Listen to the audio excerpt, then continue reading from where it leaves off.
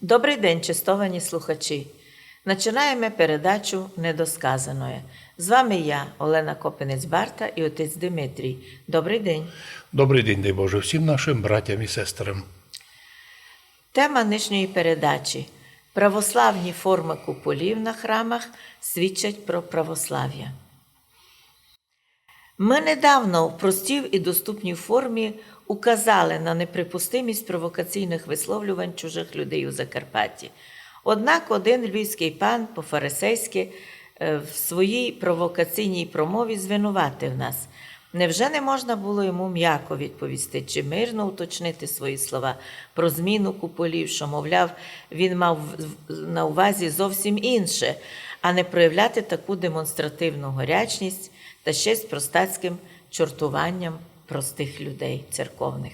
Чесно кажучи, ми вдячні тому пану за його горячність та за досить реальну оцінку авторитету 1150-річчя православ'я на Закарпатті Карпатській Русі, де в більшості храмів побачив він ненависні йому луковки, в яких йому привиділися прояви руського міра.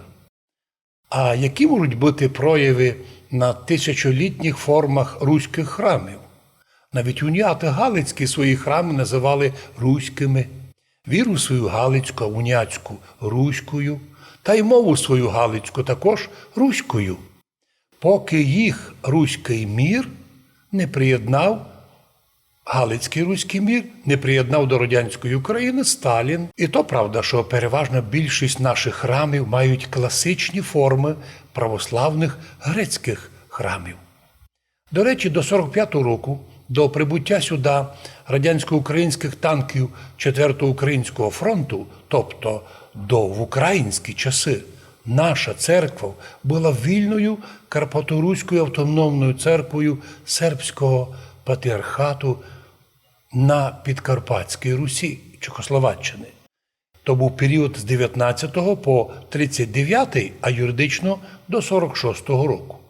Оце всім і показово, так і сьому панові, що саме ще в часи чехословацькі наша русинська церква Карпаторуська стала будувати свої нові храми, наприклад, храм Собор в Великих Лучках, саме з куполами-луковками, які відтворювали наше власне бачення форму куполів, а не львівське чи київське.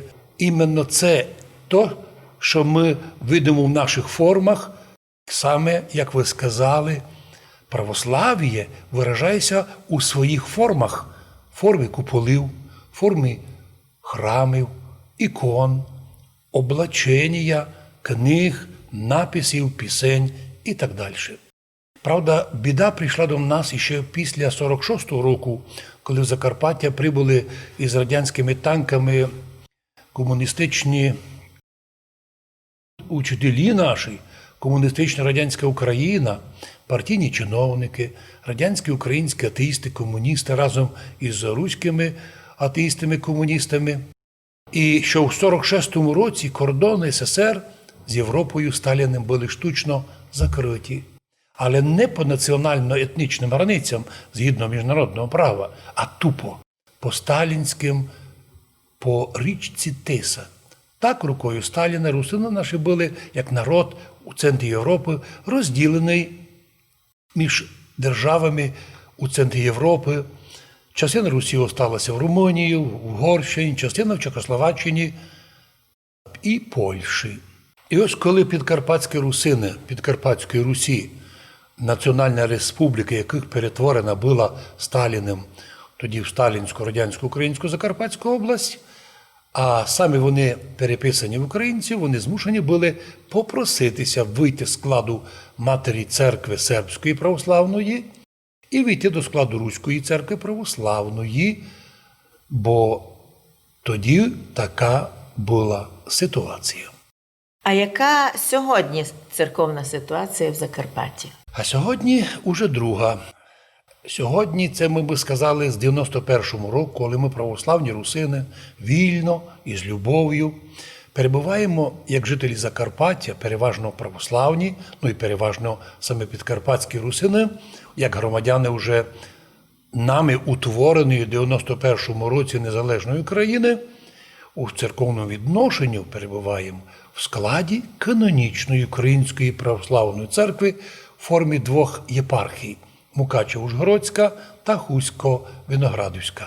Но головне, за 1100 років ми зберегли при цьому своє багатство – церковно-слав'янський язик в богослуженні та русинську мову на проповідях.